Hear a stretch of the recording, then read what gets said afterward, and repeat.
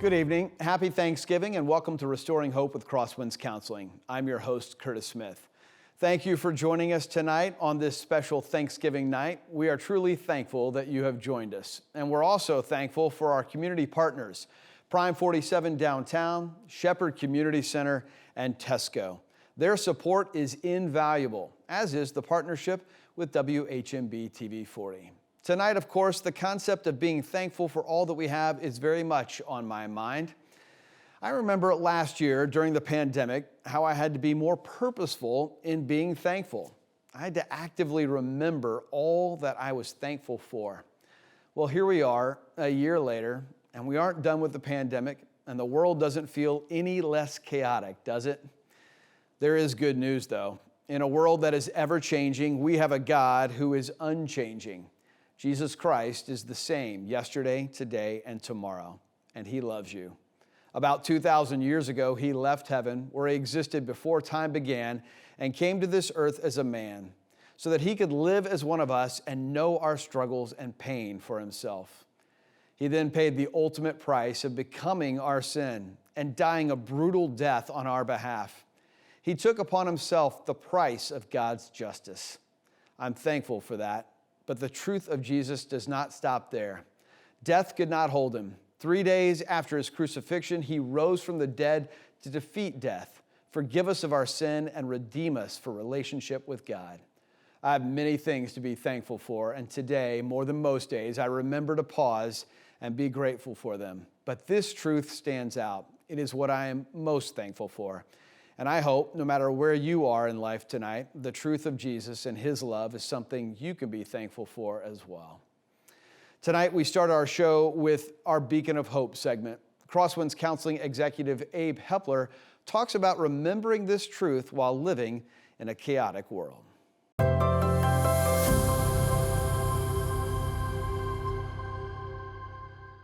Hi, my name's Abe Hepler. I'm one of the executives at Crosswinds. I wanted to take just a couple minutes together today and look at a passage of Scripture found in the book of Isaiah. In Isaiah chapter 6, we find these words. In the year that King Uzziah died, I saw the Lord seated on a throne, high and exalted, and the train of His robe filled the temple. Above Him there were seraphs, each with 6 wings. With 2 wings they covered their faces, with 2 they covered their feet, and with 2 they were flying, and they were calling to one another, Holy, holy, holy is the Lord Almighty. The whole earth is full of His glory. And at the sound of their voices, the doorposts and the thresholds shook, and the temple was filled with smoke. Now, this is an incredible passage in Isaiah where Isaiah has this amazing vision of heaven. But the thing I want us to recognize is what happens in these first few words of this verse. Isaiah starts this passage by telling us in the year that King Uzziah died. And what we discover is Isaiah is having a moment where he's kind of in a panic about what's happening in the world around him. This great king over the nation of Israel has passed away and everything's in turmoil. And that's kind of how our world feels to me right now. And regardless of your political stance or ideology, everything feels like it's a little bit traumatic. Everything is kind of in turmoil. But what Isaiah does here teaches us something. Isaiah takes a moment, and as he's in this moment of turmoil, he looks up. So what do we learn? What do we do when we find ourselves in a moment of life that feel like things are spinning out of control? Stop and look up. Look to the God who is on the throne and in control of everything. And as we do, we find hope.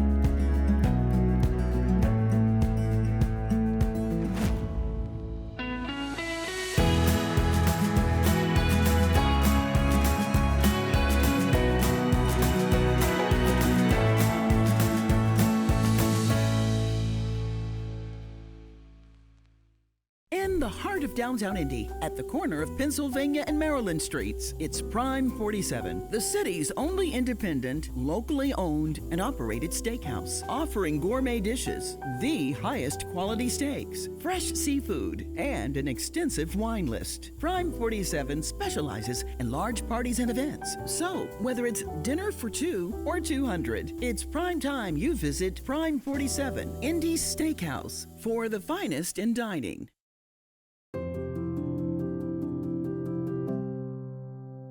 Welcome back to Restoring Hope with Crosswinds Counseling. I'm Curtis Smith. Tonight, it is our honor to sit down with Mayor Scott Fadness of the City of Fishers. Mayor, thank you for being here tonight. Glad to be here.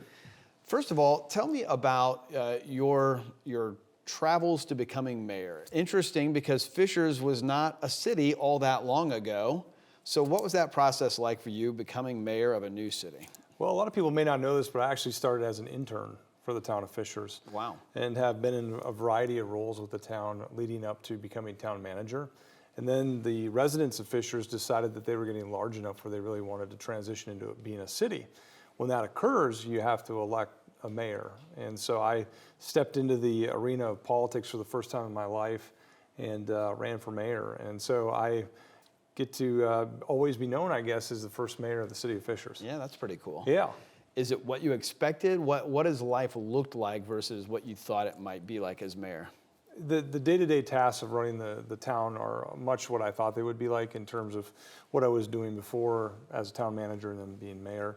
I think what has taken on more time and probably more challenge than I would have ever imagined is really more of the leadership component of trying to lead your city towards a vision, articulating what that looks like, and then really speaking on issues that I care about and I think are important to the long-term viability of our city.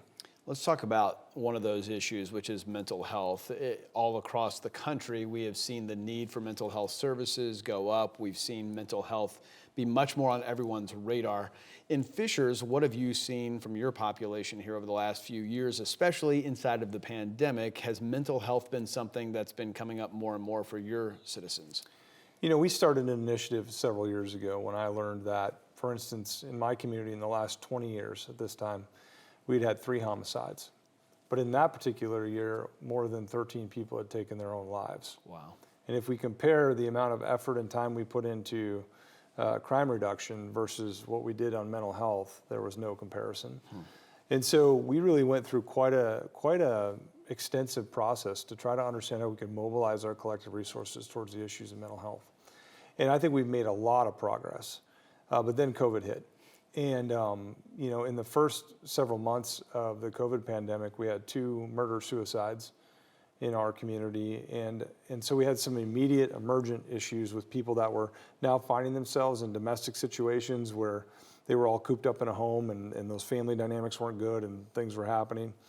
But recently I read an article about the overwhelming issues with mental health that we're starting to see, because I don't think people have really processed what they've gone through and some of that stress and some of that anxiety, and just coming to terms with what the last 2 years have looked like, what they felt, how exhausted they are. We have yet to even scratch the surface of what that's going to look like. Yeah, there's kind of a delayed effect to it. So you're seeing that in Fishers as well. Yeah, I think it's human nature, right? So when you're in the midst of it, you're trying to deal with the logistics. How am I going to deal with the next thing coming at me?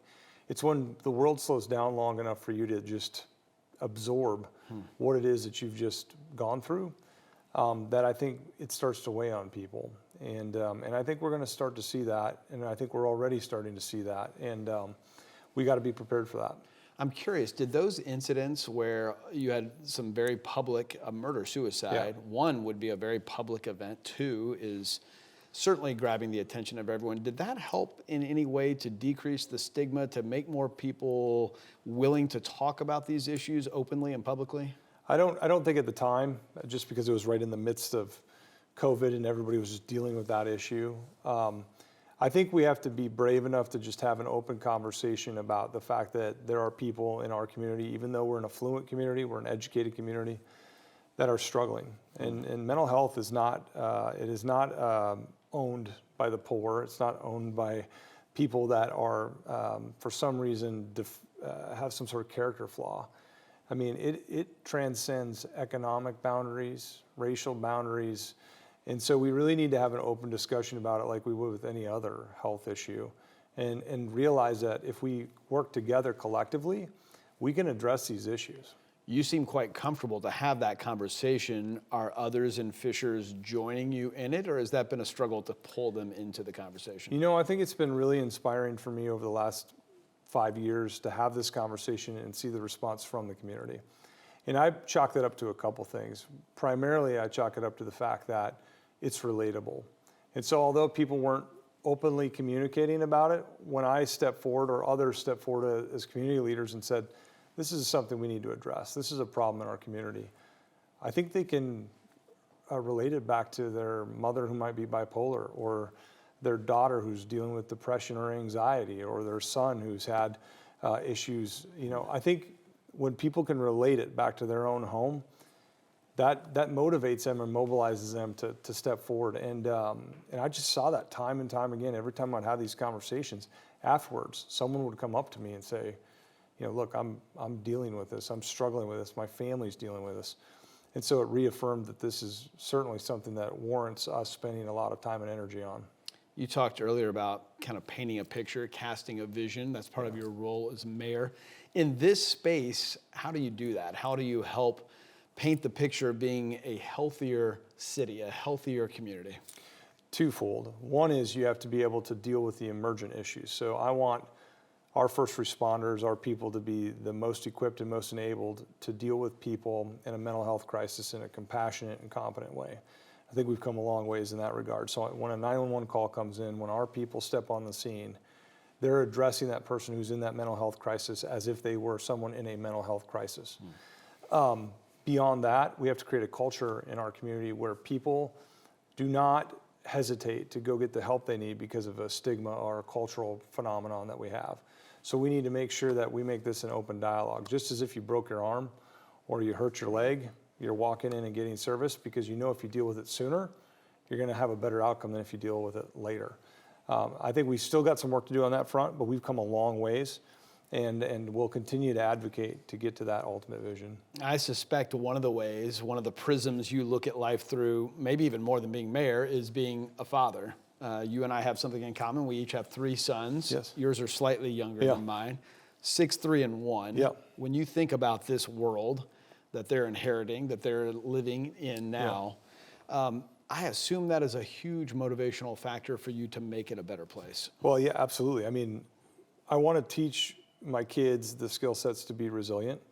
And part of that is understanding and dealing with your own mental health. And then ultimately, I want to create an environment that if one of my sons happens to be struggling, that I've created an environment that's the most hospitable for him to go seek the help that they need to. And that may be me. I hope it's me. But if it's not, it's a school counselor. It's a faith leader. It's someone who is willing to be there for them in that moment. And if we can create those environments, I think we can keep a lot of bad things from happening.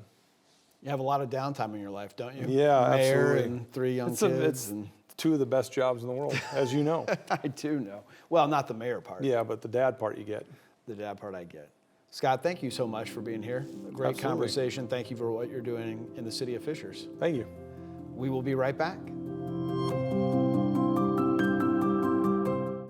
Shepherd works with both the first and second generation to break the cycle of poverty. It's a 2-gen approach to say we want to help the parents and the students to help them have the tools for them to break the cycle of poverty.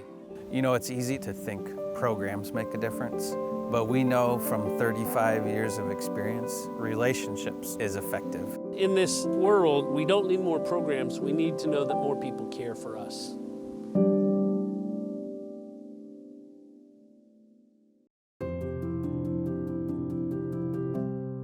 Welcome back. Tonight, as we celebrate Thanksgiving, we thought it would be meaningful to talk about one of the great Thanksgiving traditions in Indianapolis.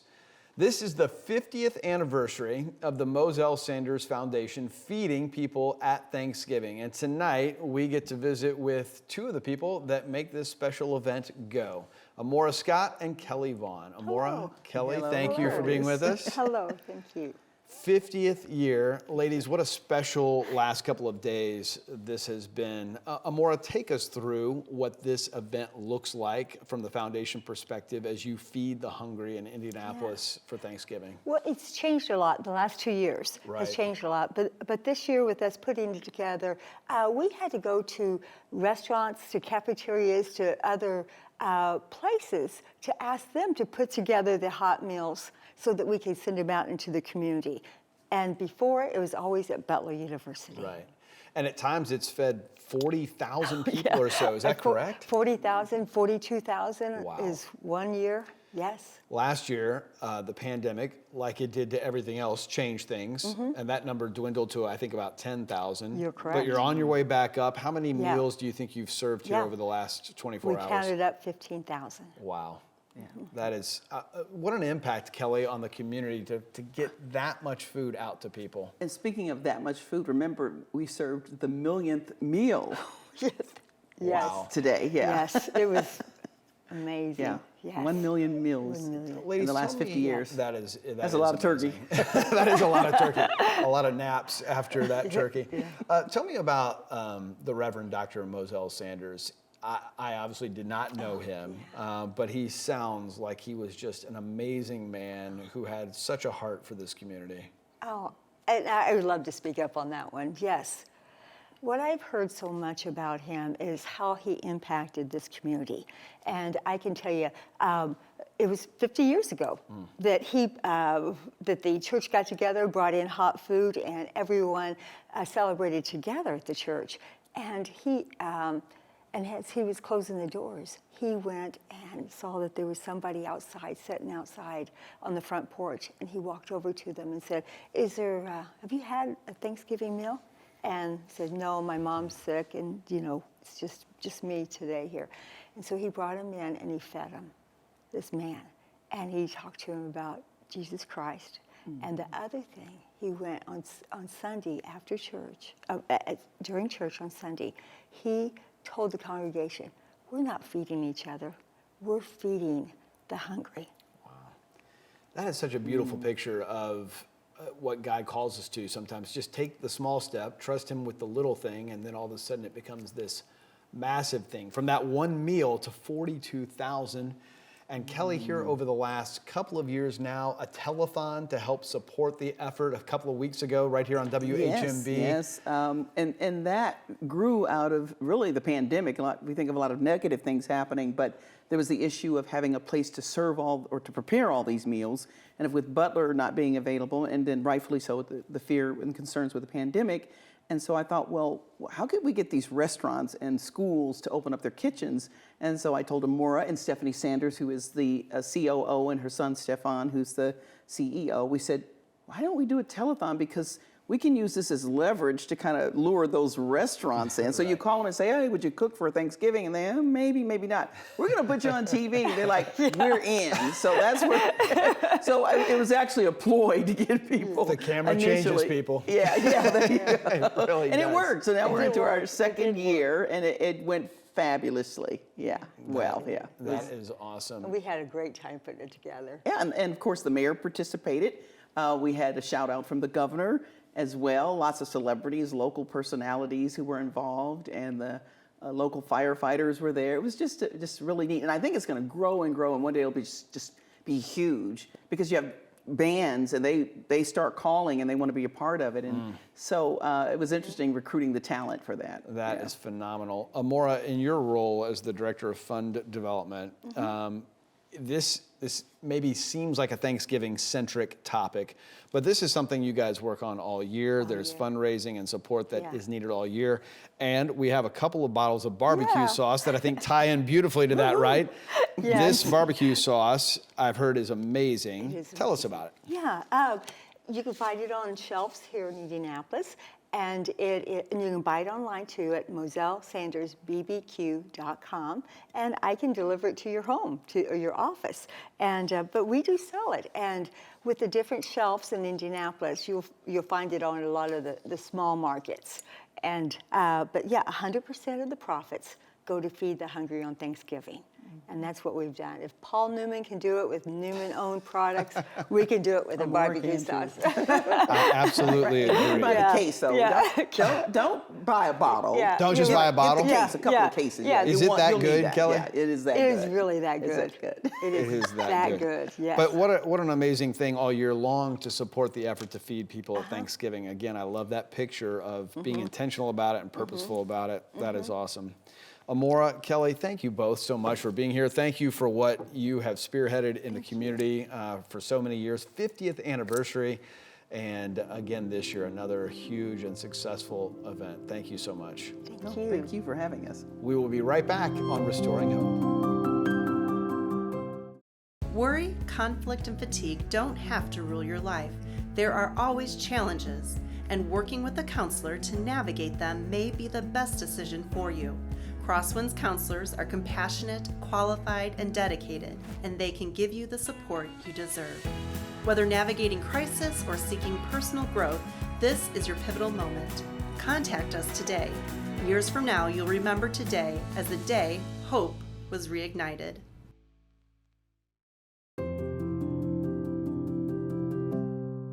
Welcome back. Each week, we introduce you to one of the counselors at Crosswinds Counseling. On this Thanksgiving night, Grant Anderson, a Crosswinds counselor who we interviewed 2 weeks ago, joins us with a message about this meaningful day of thanks.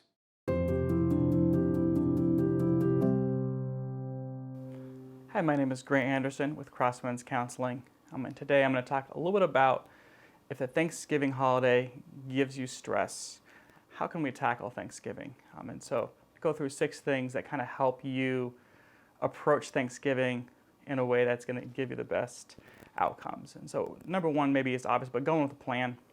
Kind of know what you're getting into, what to expect, where the stressors are, and kind of know how to kind of maybe go around them, avoid those if possible.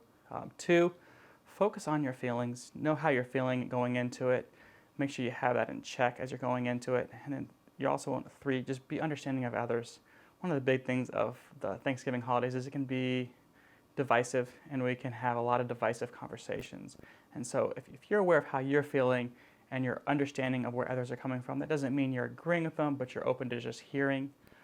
It can be more helpful to your mental health as well. Number 4, just stick to a routine.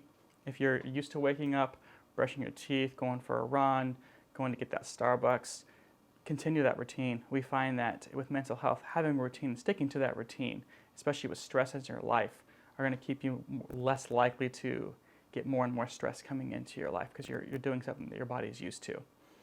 5, practice gratitudes. Practice, what is the Thanksgiving season all about? Can you be thankful for in the season? What is there something to be thankful for about? And then 6, focus on what you can control. Not everything is in your control. If someone's going to burn the turkey, may not be at all in your control, but you can focus on how you react. You can focus on perhaps where you're going to sit, when you're going to walk away from a conversation, when you're going to leave the room. Keep those things in your control. So hopefully these help you as you approach the holiday season.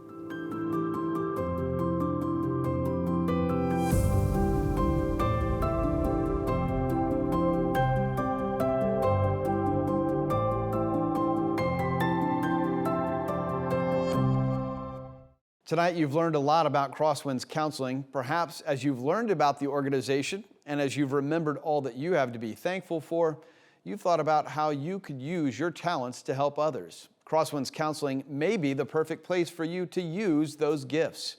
If you are a counselor, therapist, or mental health provider, and you would like to pursue a career with Crosswinds Counseling, we are looking for great men and women to make a difference in the lives of people in our community. There are job openings in other areas of the business as well. If you would like to join Crosswinds Counseling, you can visit this website that you see on your screen right now, crosswindscounseling.org/careers. If you know of people who are looking for work in this field, please let them know about Crosswinds Counseling. Right now, we have a tremendous need for people to join us in this impactful work of bringing hope to others. As our time comes to a close tonight, thank you for spending a little time on this Thanksgiving night with us. We are thankful that you chose to spend some of your holiday right here with us. I hope the rest of your holiday weekend is blessed. Next week, as we move into the Christmas season, Noblesville Mayor Chris Jensen will be with us. Happy Thanksgiving, everyone. Have a wonderful week. We'll see you next Thursday night.